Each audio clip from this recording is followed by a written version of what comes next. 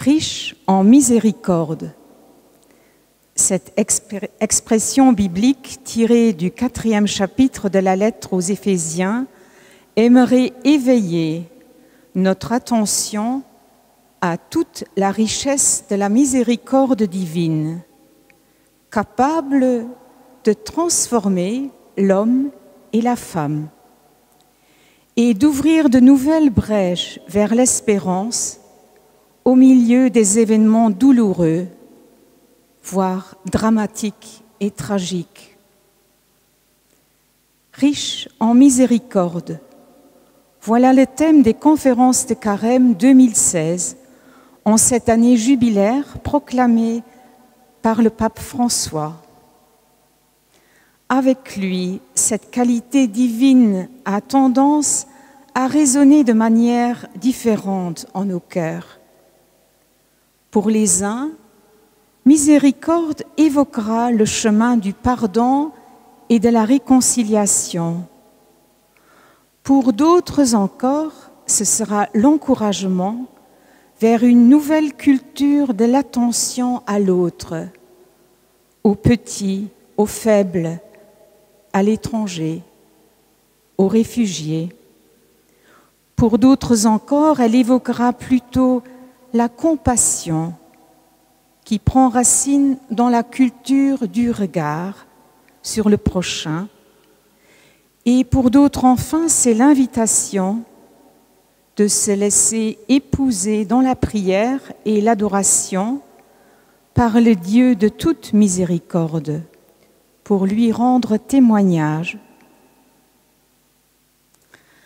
Riche en miséricorde, cet après-midi, nous voulons nous inviter à passer symboliquement à travers la porte de la miséricorde à l'aide de la tradition juive qui, comme vous l'espérez tous, pourra nous dévoiler une autre richesse sur le mystère de la miséricorde au visage féminin.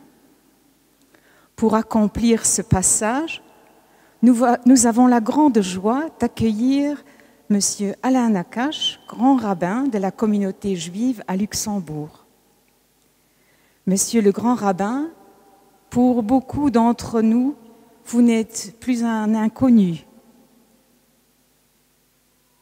Depuis 2011, vous vous trouvez en tête de la communauté juive. Marié et père de 6 enfants, vous êtes sans doute amené à témoigner au quotidien de la miséricorde. Vous avez intitulé votre intervention de la façon suivante: Miséricorde au visage féminin. Merci au nom de toute la communauté chrétienne et au nom de notre archevêque d'avoir accepté d'intervenir en ce lieu si cher aux Luxembourgeois. Merci encore de vous rendre proche comme un frère aîné dans la foi, cette foi commune en un Dieu qui n'est que miséricorde et amour. À vous la parole. Merci beaucoup.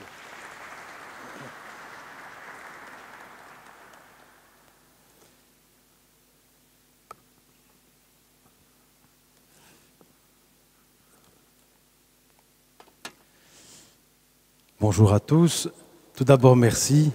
Merci à vous, chers amis, de m'inviter dans ce lieu. C'est toujours pour moi un grand honneur et beaucoup d'émotion que d'entrer dans la cathédrale, car c'est un lieu où on cherche toujours effectivement la rencontre de Dieu et trouver les forces justement pour trouver de la miséricorde pour, après avoir passé les portes de la maison de Dieu vers le monde des humains.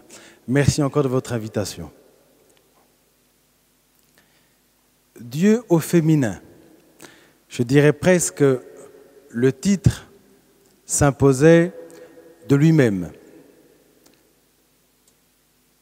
C'est bon? Car en hébreu, le substantif miséricorde, qui se dit en hébreu rachmanut, est absent du texte biblique. On le trouve beaucoup dans les commentaires, mais pas dans le texte même. Ce que l'on trouve dans le texte, c'est rachem. Les rachem en hébreu veut dire faire preuve de miséricorde. Et c'est le mot rachem qui est la racine de ce mot-là, qui signifie miséricorde. Mais rachem, tout au long de la Bible, renvoie systématiquement à la matrice féminine.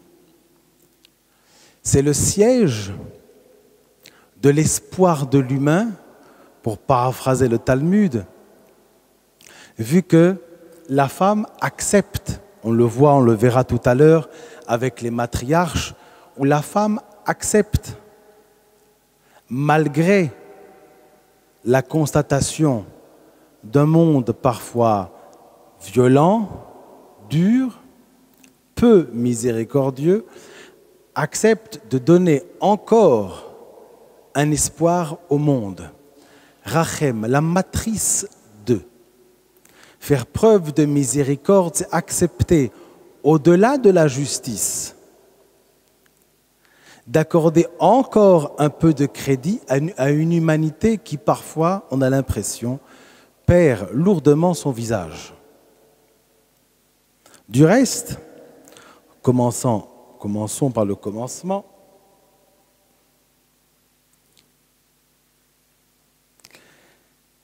Genèse chapitre 2, au verset 24, c'est pourquoi l'homme quittera son père et sa mère, s'attachera à son épouse et ne formeront qu'une seule chair. C'est bien après qu'il est question de croître et de multiplier. Je veux dire par là, dans la Bible, la maternité n'est pas la féminité. On peut être femme sans être maman. Les deux versets ne sont pas connectés. Mais l'injonction est faite à l'homme d'aller vers la femme, de quitter son modèle parental pour rejoindre une femme. Il n'est pas fait injonction à la femme de quitter son père et sa mère pour aller s'attacher à un homme. C'est l'inverse. Car c'est à lui d'apprendre, d'accepter le don de générosité. À lui d'accepter et de comprendre ce qu'est la miséricorde, car il n'en sait rien.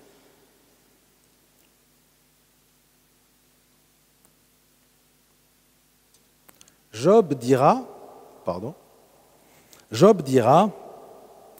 chapitre 24, verset 20, « Ils en oublient la douceur de la matrice de par la souffrance. » La souffrance vient faire oublier la douceur de la matrice, c'est-à-dire, lorsqu'on souffre, on devient difficilement miséricordieux.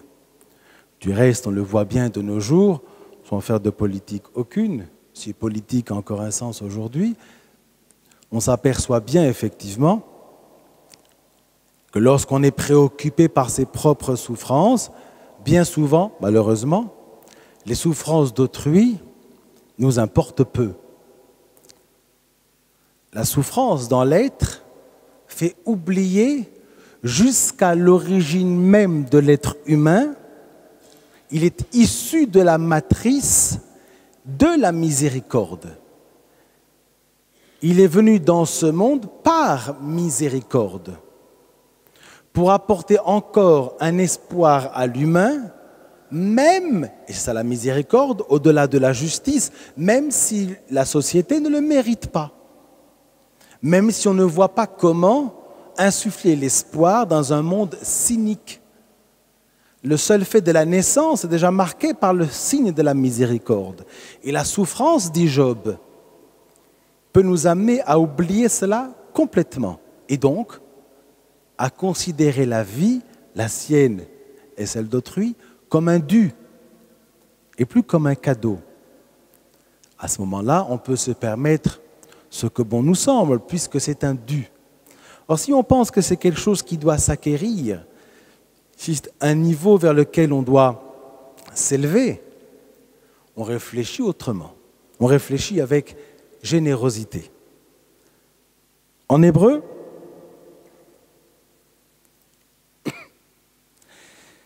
le mot rechem, qui veut dire donc matrice, les mêmes lettres, resh, chet, mem, les deux premières, vous les inversez, cela donne le mot cherem. Cherem en hébreu signifie bannissement. Le bannissement, ce qui a donné plus tard lieu à l'excommunication, l'excommunion. Cherem, être mis en cherem, le plus célèbre dans la littérature juive, c'est celui contre Spinoza, qui aujourd'hui n'aurait plus lieu. Cherem, l'excommunion, la mise à distance, le bannissement. Le même mot porte en lui la miséricorde et la brisure de la volonté de miséricorde. Quelqu'un qui n'a plus de miséricorde en lui a brisé ce lien-là et se met lui-même, se bannit du monde de l'humain. Pourquoi ? Quelqu'un qui n'a plus de miséricorde ne vit que pour lui. Et son rapport à autrui n'est plus qu'un rapport comptable. Qu'est-ce que je peux lui prendre? Comment je peux m'en servir? Je ne le regarde pas avec des yeux de générosité, mais avec des yeux d'intérêt, les miens. C'est-à-dire qu'effectivement, là où il n'y a plus miséricorde, il y a bannissement du monde de l'humain. Et c'est une logique intrinsèque, comme si que les deux ensemble ne pouvaient pas coexister. On ne peut pas être cynique et miséricordieux. Quelqu'un qui est miséricordieux ne peut pas, d'après la racine du mot, être quelqu'un de cynique, c'est-à-dire n'aborder le monde ou son rapport à autrui qu'en fonction de ses propres intérêts. C'est antinomique, ça ne peut pas cohabiter dans une même personne.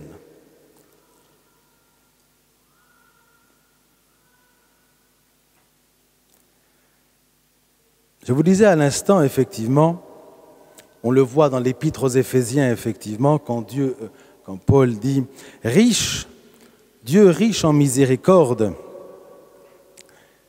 et alors que nous ne le méritions pas, en nous faisant don de la foi, nous a fait don de la vie. C'est donc bien une conception qui dit que l'on doit voir le monde au-delà de la justice. C'est donc un concept qui paraît généreux et gentil, mais c'est un concept qui demande parfois de ne pas respecter la règle parce qu'elle peut ne pas s'avérer bonne.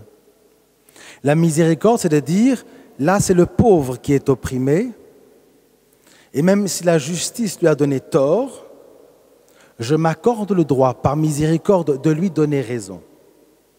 Ça peut être dangereux, ça peut être un appel à la désobéissance civile. L'autre extrême de la miséricorde, c'est la cruauté.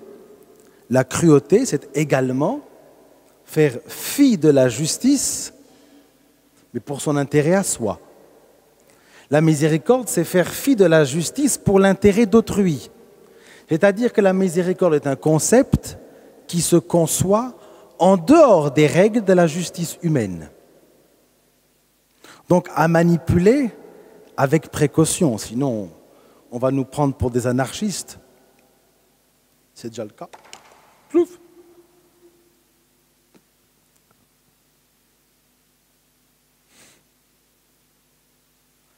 Or, ce n'est pas pour rien que Paul l'écrit merveilleusement bien.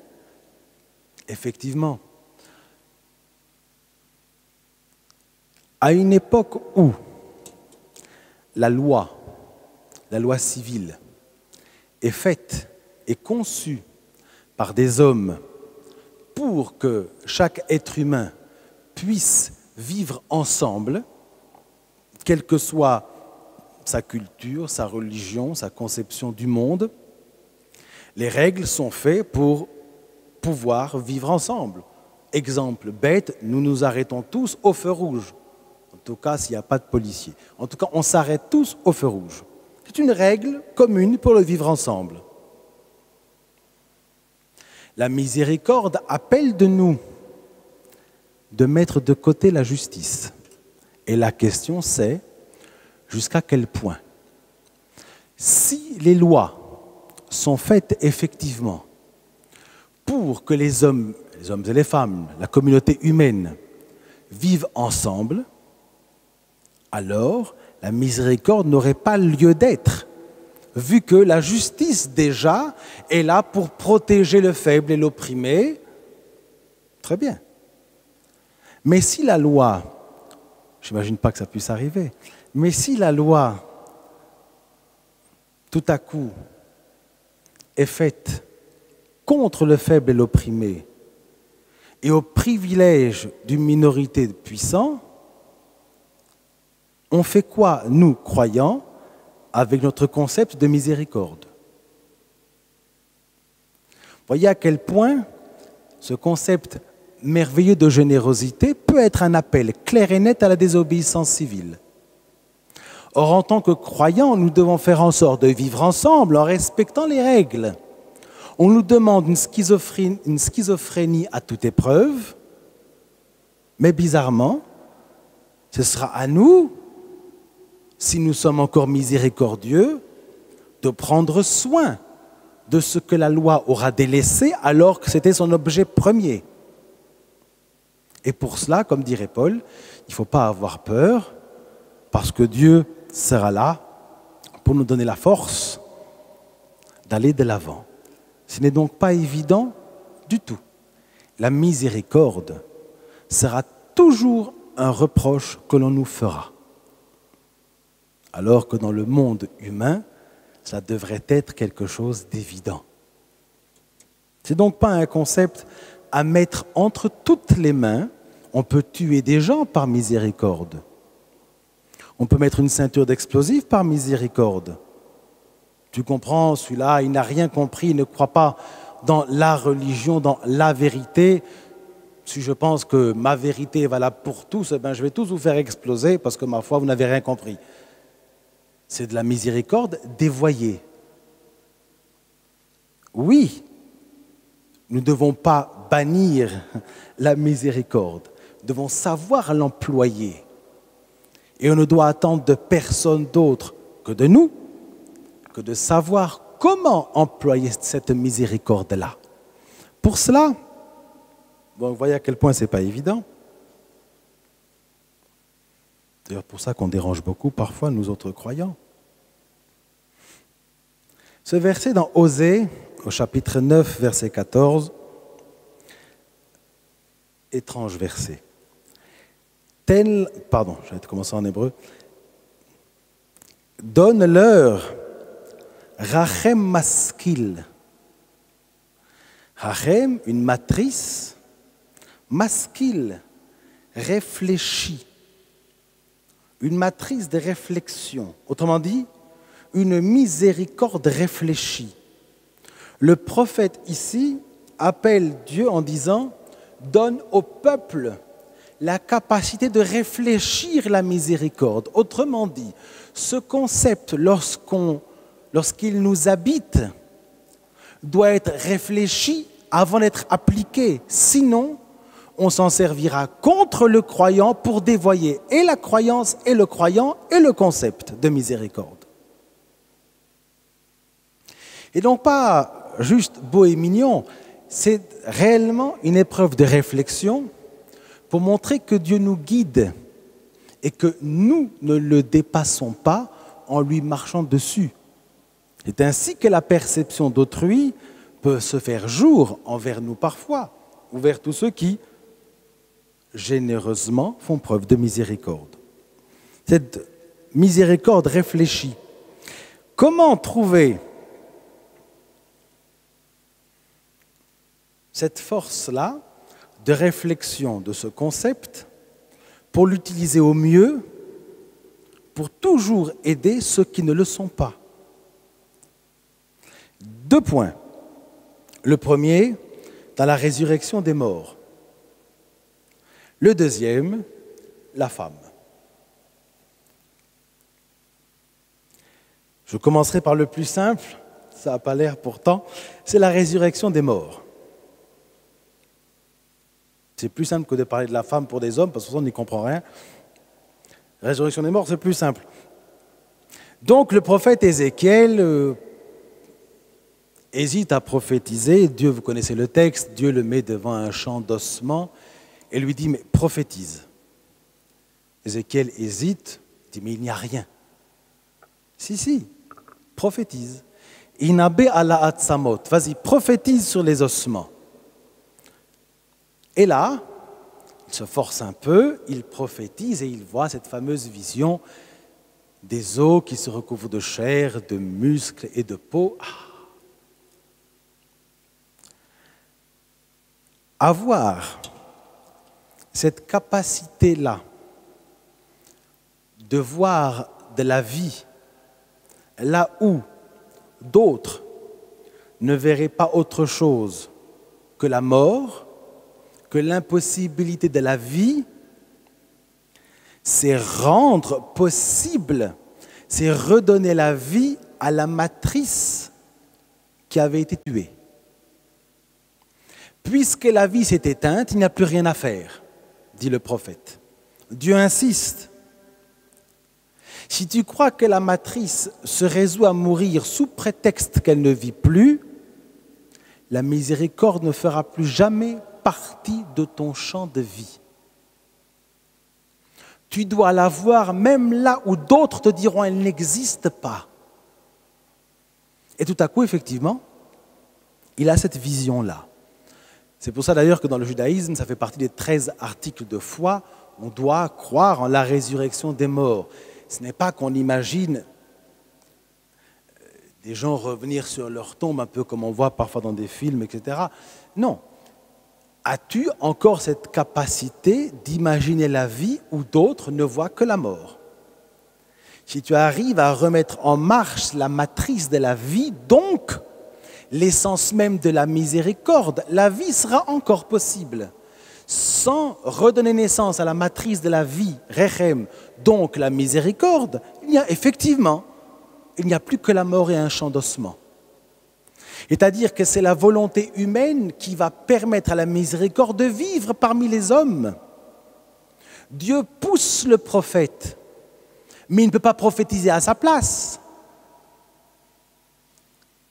Alors à toi, je te dis que là tu peux. J'ai presque envie de dire, c'est là où Dieu fait don de la grâce. Vas-y, tu vois que tu peux. Il te met en capacité de. Alors si je suis en capacité de voir la vie là où d'autres voient la mort, c'est-à-dire que le concept, cette faculté-là, à faire survivre la miséricorde dans un monde mort, elle ne dépend que de moi, de chacun d'entre nous.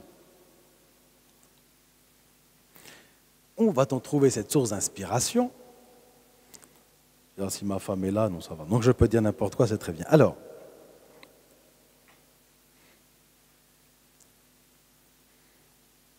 un passage du Talmud qui peut paraître étrange, mais il dit ce qu'il dit, traité dans le Talmud de Babylone, traité Yebamot 62a, qui dira: un homme sans femme, un homme qui réside sans femme est un homme sans bonheur, sans bénédiction, sans avenir. C'est très définitif comme jugement. Hein. Et pourquoi cela? Pas vrai. Je connais plein d'hommes qui n'ont pas connu de femme et qui pourtant sont des gens épanouis. Joie, bénédiction. Alors, quel est le propos du Talmud ici? Une manière de dire que la rencontre de l'homme vers la matrice de la miséricorde, comme on a vu dans la Genèse au début, dans le verset de la Genèse, s'il n'y a pas en toi de volonté d'acquérir la miséricorde, tu ne l'auras jamais. C'est un concept qui demande beaucoup d'efforts pour pouvoir être offerte. Lorsqu'on va vers elle, alors elle est offerte. Mais c'est la démarche qui est essentielle. Est-ce que tu vas vers elle? Oui, alors elle viendra vers toi. Mais ce n'est pas un acquis. Pensons pas comme Rousseau, désolé si je blesse des rousseauistes, que l'homme est bon, gentil et miséricordieux à la naissance. Loin de là, il suffit d'ouvrir les journaux pour s'en rendre compte tous les jours. Pas du tout. Parce qu'ils pensent bien souvent qu'aller à la rencontre de la miséricorde est un non-sens, est inutile. On l'entendra, ce n'est pas la miséricorde qui va remplir mon compte en banque ou me faire acheter une grosse voiture. Donc, ce n'est pas nécessaire. Oui, mais c'est comme ça que les guerres se créent. C'est comme ça que les hommes se tuent, parce qu'on a pensé que la miséricorde n'était pas utile au monde. Or, c'est la matrice même de l'humanité, par définition. La femme, dans ce cadre-là, et vous connaissez toute cette histoire,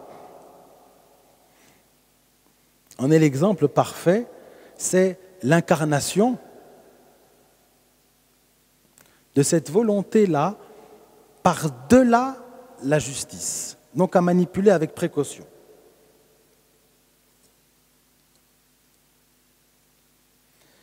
Je suis donc dans la Genèse. J'ai pris un petit format et j'aurais pas dû. Fait pas bon vieillir. Alors, la Genèse au chapitre 27, versets 10 et suivants. J'ai donc Rebecca et Isaac, ils sont deux garçons, Jacob et Ésaü. Ésaü est décrit dans les commentaires rabbiniques comme quelqu'un d'absolument peu fréquentable. Il est un assassin, un voleur, un débauché, enfin, bref. Et pourtant, pour son père, ça reste son fils aîné. Et il vient, il dit, « Papa, comment prélève-t-on la dîme de la paille et du foin ?» Donc, en faisant semblant de respecter des petits détails de la loi, il fait croire à son père que c'est un type bien. En fait, c'est une abomination. Et pourtant, ça suffit au papa pour respecter l'ordre de la justice, à savoir, c'est mon fils aîné qui prendra ma suite. J'ai des sans compter sur notre matriarche Rebecca. Elle dit non. C'est mon fils, et pourtant ce n'est pas lui qui succédera à son père. De quel droit? Jacob est présenté comme Ish Tam Yoshev Ohalim. C'est quelqu'un qui est assis, intègre, assis dans la tente. Qu'est-ce qu'il fait assis dans une tente? Il cherche à comprendre en quoi être le fils d'eux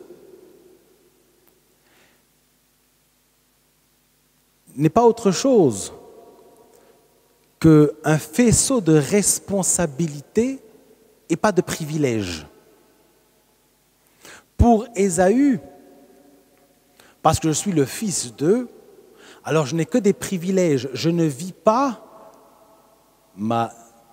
mon élection en tant que premier-né, ou je ne sais pas trop quelle bêtise encore, comme étant quelque chose à acquérir, mais c'est un fait acquis. Pour Jacob, ce n'est absolument pas le cas. Justement, si tu dis que tu peux te prévaloir d'être le fils d'Isaac et petit-fils d'Abraham, c'est que tu as des choses à faire, à comprendre, à accomplir. Ça demande du travail et de la réflexion. Et ça, Rebecca le voit très bien. Elle a compris que sa matrice avait donné naissance à quelqu'un qui avait renié la miséricorde. Et il y a un autre qui avait dit, si je veux que la miséricorde soit encore présente dans ce monde, je dois être capable de savoir comment la placer dans ce monde-là. Ça s'apprend, ça se réfléchit. Alors, vous connaissez l'histoire, absolument extraordinaire, où elle va dire à son fils, tu vas te faire passer pour ton frère aîné et tu vas rouler ton père. Effectivement, Jacob n'est pas très chaud au début. Hein. Puis elle lui dit cette phrase, « Ve'alai kilatecha beni Arshema bekoli veler krachli. Sur moi, ta malédiction, mon fils. Écoute ma voix et va. Écoute ma voix au détriment même de celle de Dieu. On l'a vu avant, lorsque Abraham et Sarah se disputent, parce qu'Abraham voudrait bien que ce soit Ismaël qui lui succède, et Sarah, pour les mêmes raisons, dit non, ça va être Isaac. Abraham n'est pas content du tout. Le texte dira, Dieu dit à Abraham, tout ce que Sarah te dira, tu écouteras. Sarah, pareil. Écoute ma voix, je prends sur moi la malédiction, mais avance. Et effectivement, elle transgresse les lois pour ce qui est quelque chose qu'elle considère comme juste, plus que juste, généreux, nécessaire même au monde pour qu'il survive. Je vais désobéir à mon époux, à la loi en place qui veut que ce soit l'aîné qui succède au père, parce que je pense qu'il faut désobéir à cette loi pour que la miséricorde vive dans ce monde. Ma matrice doit subsister. Et du reste, au départ de cette histoire-là, le chapitre d'avant, où on voit que la matrice même de Rebecca contient et la volonté de cruauté et la volonté de miséricorde.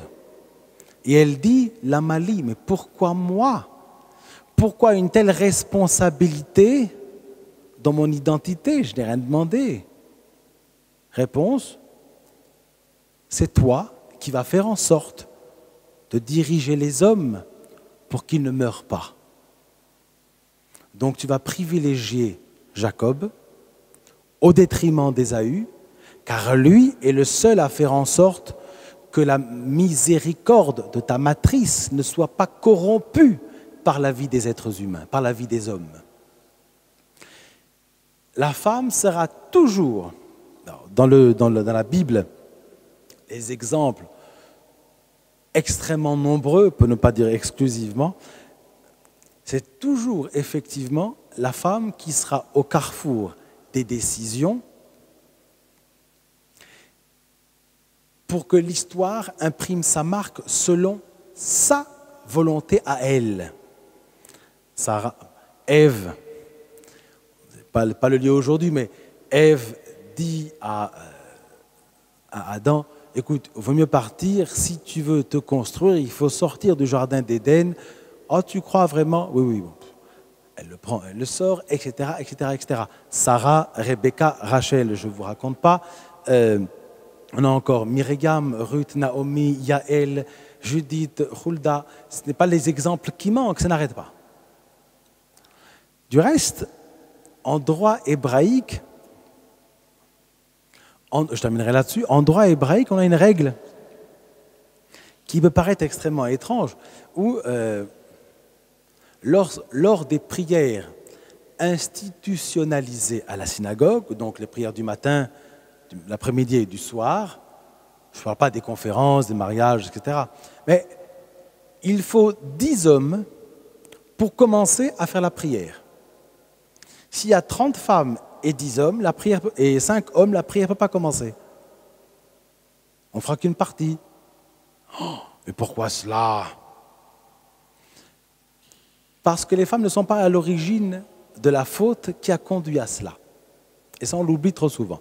Vous connaissez l'histoire des explorateurs, cet épisode de la Bible extraordinaire, où effectivement, les chefs de tribu demandent à Moïse, on veut quand même aller voir, je sais bien que Dieu a promis, mais enfin, je veux quand même aller jeter un coup d'œil. Donc les fameux explorateurs, 12 explorateurs, se retrouvent en terre promise, et lorsqu'ils reviennent, 10 d'entre eux, sur les 12, puisque Josué et Caleb ne participeront pas au dénigrement de la terre promise, 10 sur 12 diront à l'ensemble du peuple, nous n'y arriverons jamais, la terre est habitée par des géants et jamais nous ne parviendrons à la conquérir. Et ils ont cette phrase terrible, comme ils étaient très très grands, ils nous regardaient comme des sauterelles, et c'est ainsi que nous étions à nos propres yeux. Et c'est ainsi que nous étions à nos propres yeux. Ça veut dire qu'ils avaient intériorisé le regard d'autrui pour eux-mêmes. Or, la vérité de ce qu'on est ne réside pas dans le regard des autres. Concept fondamental dans n'importe quelle vie humaine. La vérité de ce qu'on est ne réside pas dans le regard des autres. Intérioriser à ce point le regard des autres, c'est la mort assurée. Et donc ces 10 hommes-là qui reviennent et qui sapent le moral de tout un peuple, Dieu dit en conséquence, toute cette génération-là mourra dans le désert, vous n'y rentrerez pas, et depuis, dit le Talmud, il faut que les hommes apprennent à redonner l'espoir. À qui? À eux. Lorsqu'on est 4, 5, 6, 7, 8, on dit « Ah, il en manque encore 2 ». Tu as besoin de comprendre que tu as besoin d'autrui pour que l'espoir demeure dans le monde. La femme n'a jamais été souciée par cela. Jamais elle n'a sapé le moral du peuple. Toujours elle a donné l'espoir au peuple. Toi, tu as fauté. Toi, tu as fait une bêtise. Toi, tu as voulu mettre la miséricorde de côté. La femme n'est pas sujet à cela. Et du reste, dans nos textes, on dit que les hommes doivent être 10 pour que leur prière soit peut-être entendue. La femme, si elle prie, même seule, Dieu l'écoute et l'entend. Ça fait secondairement. Pour vous dire encore une fois que ce n'est qu'à travers cette inspiration-là, je pense ici aux sœurs qui, à travers le monde, se dévouent pour autrui. Je pense aux mamans qui parfois se trouvent seules après un mariage raté, ou peu importe, à élever des enfants tout seuls dans des situations extrêmement compliquées, extrêmement difficiles, et malgré tout, face à la souffrance, face à la détresse, elles sont là pour dire « il y a encore de l'espoir ». Apprends la miséricorde dans ce monde pour ne pas que la justice des hommes signe ton arrêt de mort. La justice des hommes, elle est ce qu'elle est. La miséricorde, tu dois l'apprendre pour qu'elle te fortifie, même lorsque la justice humaine te fait croire que la miséricorde ne sert à rien. Non, justement. Et c'est pour ça que Dieu, lorsqu'il dit que le mot rachem, je serai miséricordieux, s'adresse directement à la femme.